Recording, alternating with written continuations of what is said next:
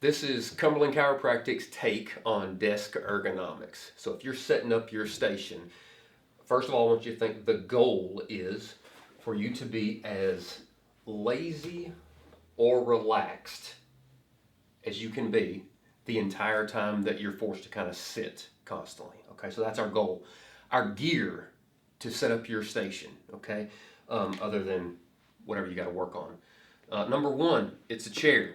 Okay, we picked these chairs here at our office because they have a medium depth seat. Okay, way too long doesn't fit some people with shorter upper legs. We picked it because it's got a high-ish back.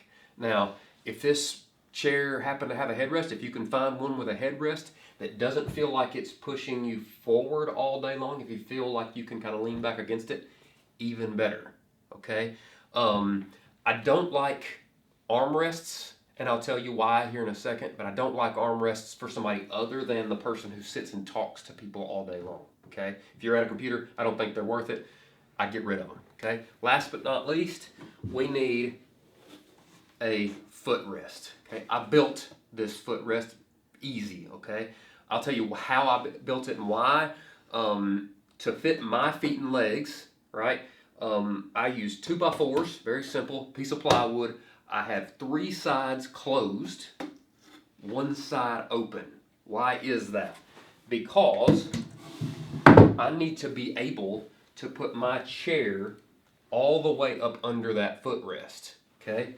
So in setting you up in this ergonomic station, I want my feet to not be dangling to the floor while the crease of my hips is as close to the desk as possible, okay? So I could get my feet down, but I'd have to kind of scoot out a little bit for some people, okay? So we're propped up on our footrest.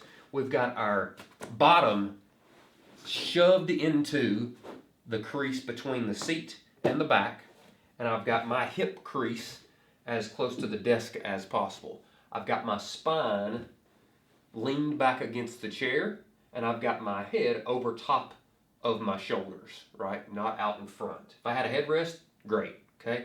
So that's my setup. If you feel like there's complications, you're like, man, like we said, my lower leg is too short. Well, you need to, instead of using 2x4s, you need 2x6s, okay? And if you don't want to make one of those, I get it. Not many people like to do that stuff. Go buy one, but make sure you can slide your chair underneath that footrest, or you've got plenty of room out the back of your desk to keep it from preventing your closeness to your desk. What about your upper leg? If your upper leg's too short and it keeps forcing you to slide out like that because the back of your leg is touching, you got to get a less depth of your seat, or you've got to get what's called like a lumbar support. They're pretty cheap. You can put that lumbar support in the back of your chair, and that automatically shortens the seat depth, okay? And then, like I said, your upper body. Now, your things, okay? Your monitor. We mounted ours to the wall, okay? We mounted to where the top of the screen is about at my eyebrow or my eye level, okay? We've got it close-ish to my face. If it feels like it's straining back it up, that's not the most important, but everything else needs to be close to you. So keyboard, close to you. Pad, mouse, close to you.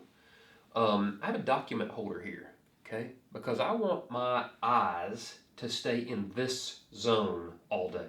I do not want them to go to this zone, encouraging a poor posture all day long, okay? So I've got my $12 document holder. You can find that on Amazon as well, just like a footrest if you needed to.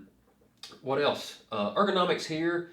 If you feel like it's a lot of pressure on your hands, get those gel pads here. Great. Same thing with your mouse. If it's a lot of pressure on your wrist, gel pad here. I'm not going to get into a conversation about split keyboards and which type of mouse is best. Other complications that you'll run into, if you have a tendency, you're like, okay, I've got everything set up right, but I continuously lean into my stuff, okay? My guess is that you've got a habit, which we'll talk about in a second. you've got an intensity problem. So like, let's say you're working on this spreadsheet and you continuously get into it too much. Okay, you got to relax a little bit. You're important. Okay. Last, if your feet, excuse me, if your font is too small or your eyes are bad, you got to increase the font or you've got to go have your eyes checked out. Okay. With that habit thing that we talked about, this will help you a ton while you're working, getting a weird habit of giving the chair, the back of the chair, a massage with your shoulder blades. That way you get very, like, they should be together. That becomes your new habit. That way you feel weird if they're not together. That's a great habit to get into there. Standing desks. A lot of people ask us about standing desks. Are they a good thing? I think they're a great thing. Okay? But nobody needs to stand still for 8 hours a day. So my suggestion, get yourself an easily transitioning standing desk.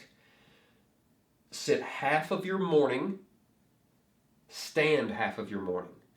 Stand half of your afternoon shift.